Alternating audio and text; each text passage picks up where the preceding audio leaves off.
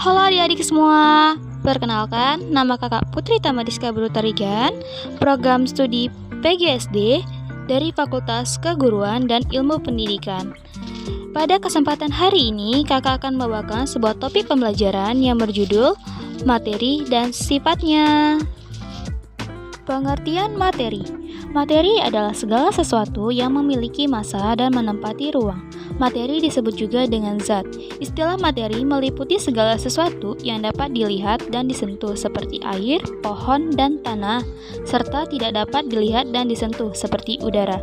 Materi disusun oleh partikel yang lebih kecil, yakni partikel materi yang sifatnya sama dengan materi utamanya.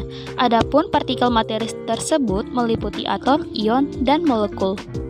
Sifat fisis. Sifat fisis adalah sebuah sifat materi yang berkaitan dengan sifat kimia, yang diartikan sebagai sifat yang tidak berhubungan dengan pembentukan zat baru, namun berkaitan dengan kondisi fisis zat. Sifat fisika meliputi yang pertama, sifat intensif, yaitu sifat fisika yang tidak bergantung pada jumlah dan ukuran zat, misalnya warna, bau, titik didih. 2. Sifat ekstensif, yaitu sifat fisika yang bergantung pada jumlah dan ukuran zat, misalnya kelarutan, massa jenis, volume. Sifat kimia. Sifat kimia adalah sebuah sifat yang berhubungan dengan kemampuan sebuah zat untuk bereaksi atau berubah menjadi zat lain. Untuk mengukur dan mengamati sifat kimia hanya dapat dilakukan melalui reaksi. Contohnya, gas hidrogen dapat berubah menjadi air jika direaksikan dengan gas oksigen. Setelah gas hidrogen dan gas oksigen bereaksi, dihasilkan zat baru, yaitu air yang sifatnya berbeda dengan sifat zat pembentuknya. Bagaimana sih Kak cara membedakan sifat fisika dan sifat kimia?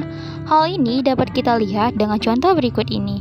Contohnya, kita lihat pada besi. Besi memiliki titik leleh sebesar 1000 derajat Celcius. Titik leleh tersebut disebut sebagai sifat fisika, sedangkan kemampuan besi untuk berubah menjadi karat besi disebut dengan sifat kimia. Perubahan fisika. Perubahan fisika yaitu perubahan materi yang tidak menghasilkan zat baru. Pada perubahan fisika, susunan komponen zat tidak berubah. Contohnya adalah kapur barus menyumlin menjadi gas, gandum yang digiling menjadi tepung terigu, benang diubah menjadi kain, batang pohon dipotong-potong menjadi kayu balok, dan triplek. Perubahan kimia. Perubahan kimia yaitu perubahan materi yang menghasilkan jenis dan sifat materi yang berbeda dengan zat asalnya. Pada perubahan kimia, susunan komponen zat berubah. Contoh perubahan kimia adalah proses fotosintesis pada tumbuh-tumbuhan yang merubah karbohidrat, air dengan bantuan sinar matahari menjadi makanan. Membuat masakan yang mencampurkan bahan-bahan masakan sesuai resep menjadi masakan yang dapat dimakan. Perubahan fisika hanyalah sementara, sedangkan perubahan kimia tidak dapat dikembalikan menjadi bentuk semula.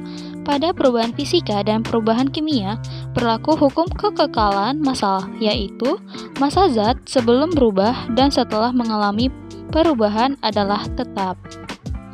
Pembagian materi. Secara fisika, berdasarkan wujudnya, materi dapat dikelompokkan menjadi 3, yaitu pertama, padat. Sifat yang dimiliki oleh zat padat adalah mempunyai bentuk dan volume tertentu. 2. Cair.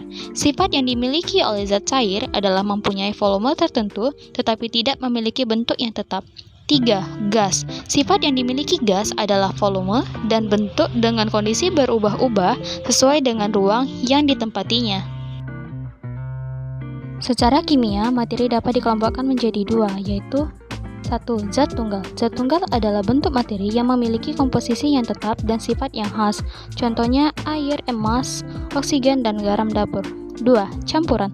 Campuran adalah kombinasi atau gabungan beberapa zat yang terbentuk tanpa melalui reaksi kimia. Contohnya bila garam dapur dilarutkan dalam air, maka akan terbentuk campuran antara air dengan garam yang disebut larutan garam.